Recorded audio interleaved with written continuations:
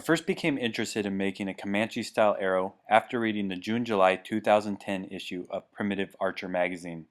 In this issue, Billy Berger, also known as Primitive Pathways on YouTube, wrote an article titled Treasures of the Smithsonian Part 3, Archery of the Southern Plains Comanche.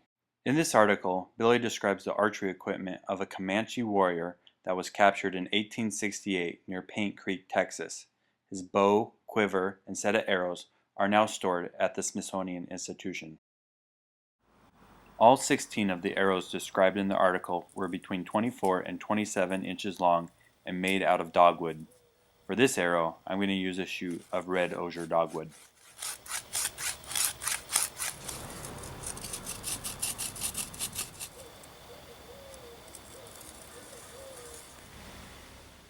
These arrows had a flared style nock to accommodate the pinch grip that was commonly used by the Comanche.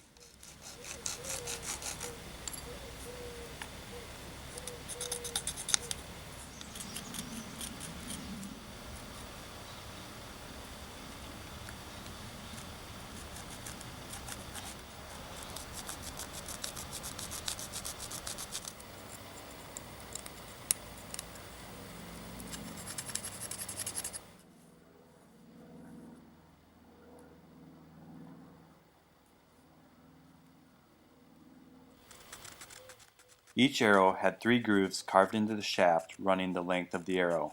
These are often called straightening grooves. In this set, most of these grooves were straight. However, a few specimens had wavy lines.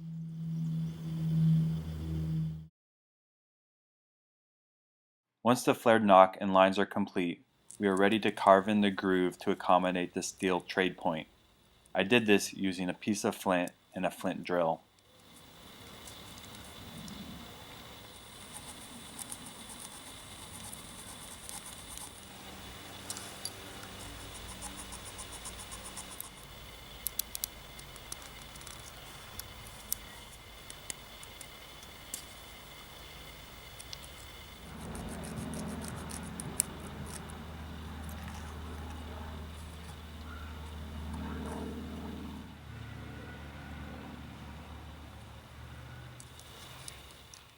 These arrows tapered near the front end of the shaft. This ensured there was a smooth transition between the point and the arrow.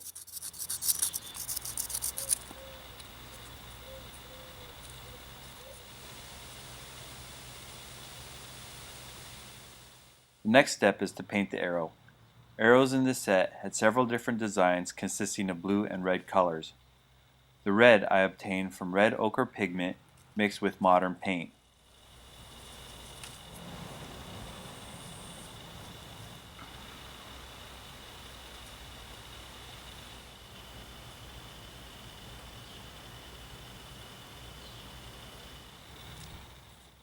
The Comanches painted their arrows blue using a laundry dye that is used to whiten clothes.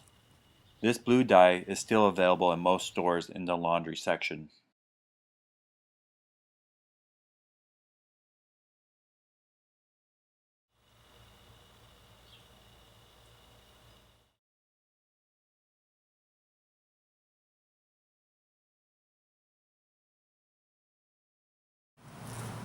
The Comanche used turkey, hawk, and buzzard feathers to fletch their arrows.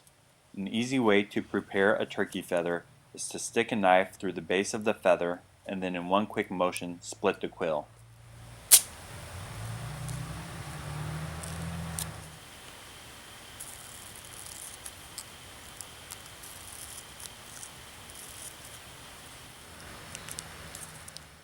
Sinew was used to secure the fletchings to the arrow.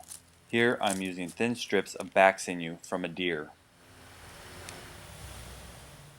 Chewing sinew is one of the best ways to soften and prepare the tendons for wrapping the arrow fletchings.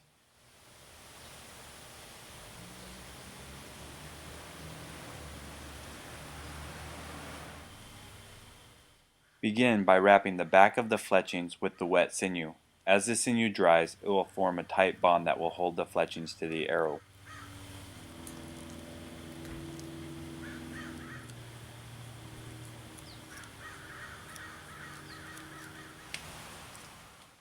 When the sinew is dry, repeat the process on the front of the fletchings. No glue was used to secure the feathers to the shaft.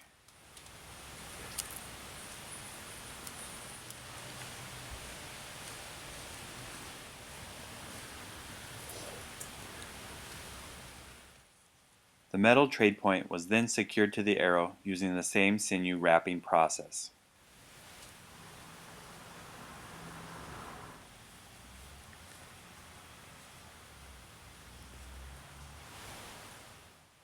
The final step is to color the newly applied sinew using the blue dye.